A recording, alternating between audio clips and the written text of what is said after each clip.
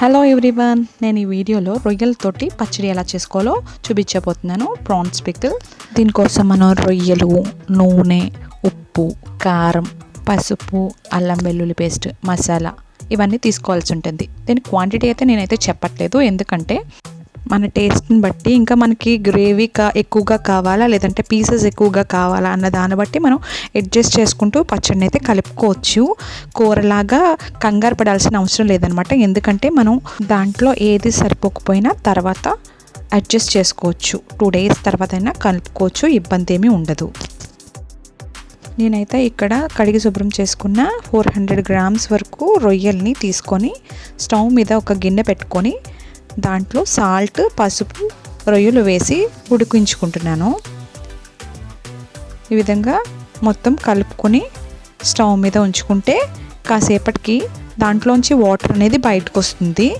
ఆ వాటర్ అంతా కూడా డ్రై అయ్యేంత వరకు మనం వాటిని ఉడికించాలి.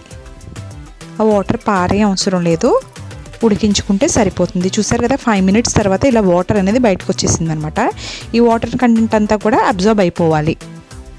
ఇప్పుడు మనం మసాలా ప్రిపేర్ చేసుకుందాం. ఈ లోపల దానికోసం నేను ఒక 7-8 లవంగ మొగ్గలు, ఒక చిన్న దాల్చిన చెక్క, 3 యాలకులు, ఒక 3 స్పూన్ల వరకు ధనియాలు, 1 స్పూన్ జీలకర్ర తీసుకున్నాను.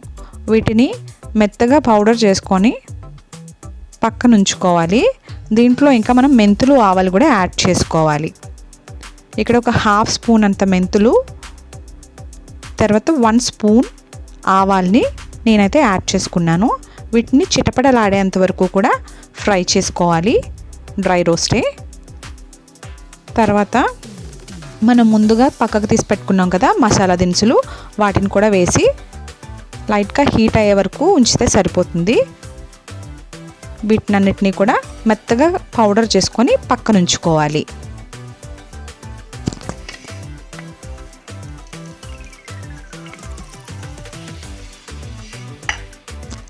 ఇది క్వాంటిటీ తక్కువ ఉంది కాబట్టి గ్రైండ్ అవ్వదు, కాబట్టి నేను ఇక్కడ రుచికి సరిపడా ఉప్పును కూడా మిక్సర్ జార్లో యాడ్ చేసేసుకుంటున్నాను. వీటిని అన్నిటినీ కలిపి నేను మెత్తగా పౌడర్ చేసుకొని పక్కన ఉంచుకుంటున్నాను. ఈలోపు రొయ్యల్ని చూద్దాము. ఈ రొయ్యలు చూస్తే చాలా వరకు వాటర్ కంటెంట్ అనేది తగ్గిపోయింది. ఇంకా ఆ ఉన్న వాటర్ కూడా కొంచెం తగ్గేదాకా వెయిట్ చేద్దాం. రొయ్యలు డ్రై అయిన తర్వాత మనం ఒక ప్యాన్ తీసుకొని దాంట్లో ఒక 250 ml వరకు ఆయిల్ని నేనైతే యాడ్ చేసుకున్నాను. కొంచెం పెద్ద ప్యాన్ తీసుకోవాలి, ఎందుకంటే అన్నీ వేయించుకోవడానికి, కలుపుకోవడానికి వీలుగా ఉండాలి. చూసారు కదా, రొయ్యల్లో వాటర్ అంతా అబ్జార్బ్ అయిపోయింది, ఇలా డ్రైగా అయిపోయినాయి. ఇప్పుడు వీటిని మనం ఆయిల్లో వేసి వేయించుకోవాలి. అవి లైట్గా గోల్డ్ కలర్ వచ్చినాయి అనుకున్నప్పుడు మనం దాంట్లో ఒక 2 to 3 స్పూన్స్ ఆఫ్ అల్లం వెల్లుల్లి పేస్ట్ని యాడ్ చేసుకోవాలి. అల్లం వెల్లుల్లి పేస్ట్తో పాటు రొయ్యలు కూడా వేగుతాయి కాబట్టి ఎక్కువగా ముందర రొయ్యల్ని వేయించకూడదు. ఈ విధంగా అల్లం వెల్లుల్లి పేస్ట్ని వేసుకొని పచ్చి వాసన పోయేంత వరకు కూడా అల్లం వెల్లుల్లి పేస్ట్ని వేయించుకోవాలి. మనం అల్లం వెల్లుల్లి పేస్ట్ని తర్వాత యాడ్ చేయటం అయితే కుదరదు, కాబట్టి మనకి కావాల్సినంత క్వాంటిటీ కూడా ఇప్పుడే యాడ్ చేసుకోవాలి. తర్వాత యాడ్ చేయటం అయితే అల్లం వెల్లుల్లి పేస్ట్ కుదరదు. ఇలా పచ్చి వాసన పోయి మంచి స్మెల్ వచ్చేంత వరకు అల్లం వెల్లుల్లి పేస్ట్ని వేయించుకొని తర్వాత మనం ముందుగా తయారు చేసి పెట్టుకున్న మసాలా పౌడర్ ఉంది కదా, దానిని ప్యాన్లో వేసుకొని కొద్దిగా ఫ్రై చేసుకోవాలి. దీనిని మరీ ఎక్కువసేపు మాడబెట్టేయకూడదు. ఈ విధంగా కొంచెం సేపు కలుపుకున్న తర్వాత మనం కారంని యాడ్ చేసుకోవాలి. నేను ఇక్కడైతే 1 cup ఆఫ్ కారాన్ని యాడ్ చేస్తున్నాను. చెప్పాను కదా, మీకు టేస్ట్కి తగ్గట్టుగా కారాన్ని, ఉప్పుని, పులుపుని తర్వాత అయినా యాడ్ చేసుకోవచ్చు, కాబట్టి జాగ్రత్తగా చూసుకొని యాడ్ చేసుకోండి.